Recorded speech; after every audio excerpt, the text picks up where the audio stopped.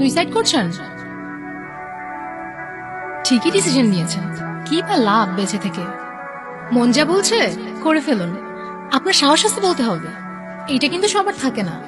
তবে এইসব বিষয় নিয়ে কিন্তু বেশি ভাবতে হয় না। যা করবেন ঠিকঠাক। দেরি করছেন কেন? কন্টিনিউ। কেউ আটকাবে না আপনাকে।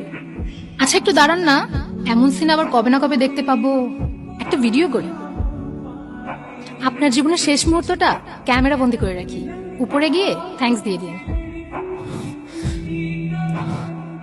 আরে কি হলো, কোথায় যান? সুইসাইড করবেন না?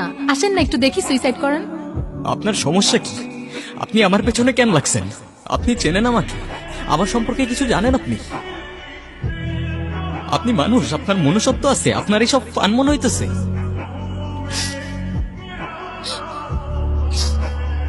আমি সরি, মানুষজন দেখলে কি ভাববে? আচ্ছা আমি আপনাকে কি এমন বলছি? আচ্ছা আমি যা বলছি আমি সব ফেরত নিচ্ছি। সরি। ওকে, আসলে আমি না ইচ্ছে করেই কাঁদতেছিলাম, কারণ আপনি আমার উপর রাগ করতেছিলেন তাই। আর কেউ যখন আমার উপর রাগ করে আমি এভাবেই কাঁদি, তাহলে সে আর আমার উপর রাগ করতে পারে না। আচ্ছা, আপনার সাথে কেউ রাগ করলে আপনি কি করেন? সুইসাইড করি। তা কয়বার করেছেন? কি হলো, আমি ভুল কিছু বলে ফেললাম? সরি। It's okay. জানেন, মনের ভিতর কোনো কষ্ট থাকলে তা কাউকে শেয়ার করতে হয়। আমি জানি যারা সুইসাইড করে তারা এমনি এমনি করে না, তাদের অনেক পেইন থাকে। আপনি কিন্তু চাইলে আমার সাথে শেয়ার করতে পারেন। আমার লাইফ আর 10টা মানুষের মতোই সিম্পল।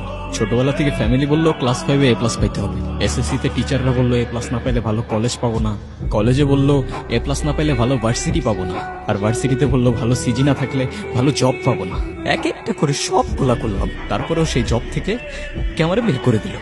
আবার মাথার উপর এতগুলা টাকার লোন।